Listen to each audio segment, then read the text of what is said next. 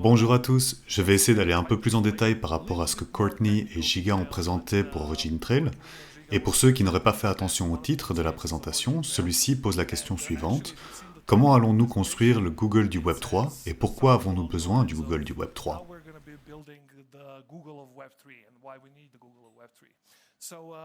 Donc très rapidement, car je n'ai pas beaucoup de temps, je vais tenter de vous expliquer la vision que nous avons pour ce Google du Web 3. En bref, et de nouveau pour présenter cette notion du Google du Web 3, il faut savoir que dans le Web 2, il y a une emphase particulière sur l'extraction de valeur des données. Pour ce faire, nous avions un certain nombre d'outils à notre disposition, tels que les URL, vous les utilisez tous, les recherches Internet, qui est la spécialité de Google parmi beaucoup d'autres, mais si vous y réfléchissez bien, il y a très peu de sites web qui ne vous offrent pas une fonctionnalité de recherche. Et ensuite, cette recherche vous permet de découvrir certaines informations qui vous permettront de procéder à une activité liée soit à la lecture ou à l'écriture. Donc voici en quelques mots ce qu'est le Web 2. Et bien sûr, les problèmes sont les suivants. Des URL que nous ne possédons pas et que nous louons, les moteurs de recherche qui sont des produits brevetés, et cela inclut des choses comme votre fil Twitter, car votre fil Twitter n'est qu'une recherche sur les tweets qui vous plaisent. Et enfin, la lecture-écriture qui est en soi assez discutable due au fait de la nature de l'infrastructure centralisée et de l'absence de vérifiabilité de la véracité de ces contenus. Vous avez tous, aujourd'hui, été confrontés aux fake news, n'est-ce pas? C'est l'un des effets directs de cette centralisation et manque de vérification dont je parlais. Il n'y a presque aucun moyen de vérifier l'information que l'on vous présente sur le Web 2. Ceci dit, ça n'a pas empêché énormément d'entreprises de soutirer un nombre incalculable de données. Idéalement, nous voulons être acteurs d'un changement de paradigme où l'on ne parle plus de données, mais d'actifs. Et qu'est-ce que ça veut dire par rapport aux trois choses que nous avons mentionnées il y a quelques instants? Premièrement, nous voulons posséder ces identifiants. Ces URL ne devraient pas nous être loués, on devrait pouvoir les acquérir. Voici un exemple hypothétique d'une URL Web3 ou un DID pour ceux et celles d'entre vous qui savent ce que c'est. Ensuite, on passe de recherche d'informations à découverte d'actifs. Comment trouverons-nous un avoir, par exemple un médicament, comme le présentateur précédent a mentionné? Retrouver un actif physique veut dire que nous avons besoin d'identifiants tels qu'un code barre, un QR code ou un numéro de série. Mais l'idée est que nous pouvons épingler et déterminer avec précision la localité d'un avoir. Mais aujourd'hui, nous n'avons pas cette technologie. Donc idéalement, le Google du Web 3 nous permettra de scanner quelque chose ou d'introduire une référence, ce qui nous permettra de retrouver tout et n'importe quoi, telle une voiture, une peinture ou un NFT. Tout ça dans la même interface. Et enfin, nous avons ce changement de paradigme sur la lecture et l'écriture. L'idée est de ne plus avoir à intégrer et ou produire de l'information pour qu'un tiers en soutire de la valeur, mais bien d'être détenteur de ces données et de l'infrastructure bâtie. En réalité, vous êtes détenteur de l'identifiant vous appartient. L'algorithme de recherche vous appartient, vous décidez des paramètres qui répondent à vos critères de recherche. Et finalement, vous gérez et vous négociez ce que vous possédez, vos avoirs du Web 3. Tout ça nous mène à la question de comment allons-nous procéder. Commençons par notre mission qui est d'organiser les biens de l'humanité et de les rendre accessibles, vérifiables et utiles. Passons maintenant aux deux outils que nous utilisons. L'outil numéro 1 est la blockchain. Évidemment, vous savez probablement ce que c'est, mais je vais répéter très rapidement que ce sont des réseaux de confiance.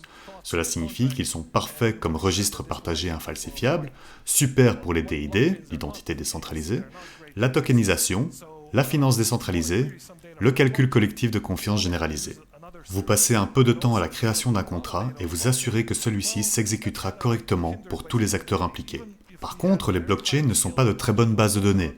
Donc si vous souhaitez consulter des données à partir d'une blockchain, vous devez probablement utiliser un autre service. De plus, si vous voulez mettre beaucoup de données sur la blockchain, cela est souvent entravé par la scalabilité. Même si nous avons une blockchain hautement évolutive comme Polkadot, elle n'est pas conçue pour faire nos requêtes SQL. Ainsi, les grandes bases de données sont en fait des graphes de connaissances et elles sont en quelque sorte encore meilleures que les bases de données. Il existe ce qu'on appelle des réseaux d'identité ou des réseaux sémantiques qui relient les choses et les entités par des relations. Google a essentiellement créé ce terme, graphe de connaissances. Ils l'ont décrit simplement comme things, not strings, des choses et non des chaînes de caractères. Vous avez une sorte de données brutes, mais les choses évoluent vers quelque chose qu'ils appellent en fait des connaissances exploitables ou des objets. Ces objets sont connectés les uns avec les autres. En fait, toutes les grandes entreprises du Web 2 les ont sous le capot. Vous ne le savez peut-être pas, mais vous les avez utilisées. Lorsque Netflix vous recommande un film, cela provient du graphe de connaissances. Vous faites une recherche sur Google, ça vient d'un graphe de connaissances. Amazon vous propose quelque chose à acheter en fonction de vos achats précédents et des achats précédents d'autres personnes. Tout cela est connecté dans le graphe de connaissances. Donc, avec ces réseaux de confiance, les blockchains et les graphes de connaissances, nous avons fait une combinaison. Je vais vous expliquer brièvement comment ça fonctionne. Prenons un exemple très simple d'un graphe de connaissances. On ne parle plus de données, on parle d'entités.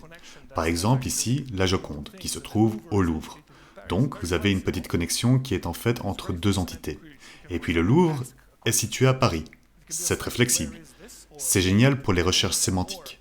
Vous pouvez poser des questions comme par exemple où se trouve la Joconde, qui l'a peinte, ou quel est le prix historique de, je ne sais pas, une paire de Polkadot. C'est génial pour la découverte d'actifs. C'est génial pour l'extensibilité. Vous voulez ajouter quelque chose ici? Vous ajoutez juste une autre connexion. C'est très simple. En fait, elle est idéale pour aller encore plus loin dans le raisonnement et le machine learning, mais c'est un sujet que je n'aborderai pas. Si vous combinez ces deux éléments, vous obtenez Origin Trail, le graphe de connaissances décentralisé qui comporte en fait deux couches. C'est un index global des actifs. Il appartient aux utilisateurs, c'est un système ouvert, sans permission, et il permet la découverte, la connectivité et l'échange des actifs. Comme je l'ai dit, c'est un système Web3 à deux couches qui met en synergie les graphes de connaissances et les blockchains. Sur la couche 2, nous avons le graphe de connaissances décentralisé, qui vit réellement depuis la fin 2018 sur le mainnet et qui est géré par la communauté Origin Trail, par plus de 2000 nœuds hébergés mondialement, sans permission et décentralisés. Et la première couche est essentiellement un ensemble de blockchains. Vous pouvez choisir celle que vous désirez utiliser, mais si j'étais vous, je choisirais la parachain d'Origin Trail sur Polkadot, car celle-ci sera la meilleure blockchain pour le graphe de connaissances décentralisé. Elle sera lancée, comme Giga l'a mentionné, à plusieurs reprises, le 4 juin sur Polkadot. Mais Origin Trail fonctionne aussi en parallèle sur Ethereum, et quelques chaînes parallèles à Ethereum comme Polygon. Donc, ceci étant dit, en fait, que fait Origin Trail? Revenons à notre histoire. On passe d'URL à quelque chose appelé UAL, qui est un point de départ dans le graphe de connaissances. Ce sont des localisateurs d'actifs uniformes. Pensez donc à une URL pour Web3 pour n'importe quel actif. Une sorte de recherche contrôlée par l'utilisateur ou tous les autres types de requêtes. La recherche d'informations est l'exemple le plus facile à comprendre, mais il y en a bien d'autres. Et puis, il y a cette capacité de lecture, écriture, propriété qui utilise conjointement les blockchains et les graphes de connaissances pour générer de l'information de valeur grâce à vos actifs physiques ou numériques. Donc, nous disposons d'un URL d'actifs Web3, d'un ensemble transparent d'algorithmes pour effectuer des recherches. Pensez par exemple à votre flux de médias sociaux, qui n'est pas contrôlé par un algorithme qui essaye de déformer vos perceptions dans une certaine direction politique par exemple. Et enfin, avec ces graphes de connaissances des actifs sur le Web3, pensez au fait que votre actif fait partie de ce graphe, que vous le contrôlez réellement parce que vous le possédez, vous êtes en mesure de le mettre à jour, de le modifier ou même de le vendre. Origin Trail, comme nous l'avons mentionné, est en fait déjà très utilisé. Il y a, je pense, 6 solutions que l'entreprise BSI a construites sur Origin Trail. L'une d'entre elles, que vous venez de voir, est la solution EdTrust, qui suit les objets physiques, mais aussi toutes sortes de documents qui sont des actifs numériques. Un autre projet vise à la transparence de la chaîne d'approvisionnement en Suisse. La SBB utilise 4 applications construites sur Origin Trail pour suivre les articles de sa chaîne d'approvisionnement ferroviaire. Il existe un tas d'autres entreprises qui utilisent Origin Trail au quotidien, comme des détaillants et des producteurs alimentaires aux États-Unis.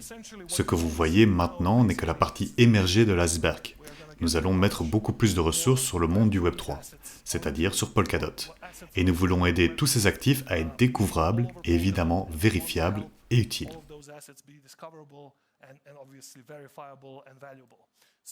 Pour finir, et c'est mon dernier slide, je vous le promets, la raison pour laquelle nous faisons cela est en fait de catalyser tous les effets de réseau. C'est ce que les grandes entreprises du Web 2 ont fait. Google a gagné la bataille des moteurs de recherche en mettant en œuvre quelque chose appelé le page ranking, qui exploite en fait les connexions entre les sites internet. Plus il y a de connexions entre les sites internet, plus le site est pertinent. Cela le place plus haut dans la liste, vous donnant de meilleurs résultats de recherche. La même chose se produit pour toutes les autres entreprises du Web 2. Elles exploitent principalement les effets de réseau. Afin d'apporter ces mêmes effets de réseau avec la même technologie au Web 3, mais en beaucoup mieux et de manière décentralisée, nous faisons 3 choses. D'abord, des partenariats dans l'écosystème. Nous sommes là pour ça, après tout. Ensuite, des connexions entre les actifs et les utilisateurs. Et enfin, l'interopérabilité Cross Web 3 qui est rendue possible par Polkadot avec toutes les excellentes fonctionnalités qui ont été mentionnées tout au long de cette journée. J'aimerais finir avec une citation de notre conseiller Bob Metcalfe, qui a inventé, ou plutôt a contribué à la loi de Metcalfe, qui dit que la valeur d'un réseau est proportionnelle au carré du nombre de participants dans ce réseau. Et il a dit ceci. Enfin, vous pouvez le lire si vous voulez, mais c'est un grand supporter, et il est en réalité l'inventeur du modem, en fait l'Ethernet, le premier réseau informatique. Quoi qu'il en soit, c'est ce que Origin Trail s'efforce à fournir à tous les projets du Web3, en permettant la découverte, la vérification et évidemment la valeur de tous ces actifs dans le futur Google du Web3.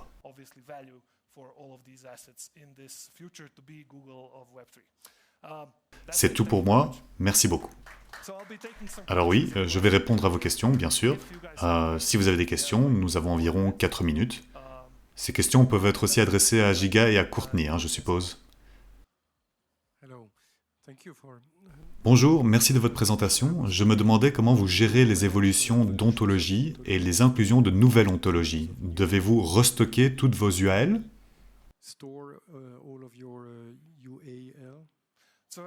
C'est une très bonne question. En fait, vous devriez observer Origin Trail plus du point de vue de l'infrastructure. Ainsi, les applications, y compris les ontologies sur lesquelles elles étaient construites, se trouvent sur la couche supérieure. Le graphe de connaissances ne suppose aucune ontologie. Il vous donne ses primitives, ceci dit, et pour chaque actif sur le graphe de connaissances, vous avez fondamentalement un UAL contrôlé par l'utilisateur qui est une combinaison d'un DID. D'ailleurs, je dois parler avec vous, les gars de Kilt, mais c'est une combinaison d'un DID et d'un identifiant d'un graphe de connaissances. Et puis, tout ce qui est derrière cet identifiant se conforme à une sorte d'ontologie, du genre schema.org, ou quelque chose qui est réellement défini par l'utilisateur. Donc, pour que le protocole soit utilisable dans, idéalement, n'importe quel cas, nous n'avons rien spécifié. Cependant, nous recommandons des ontologies préexistantes.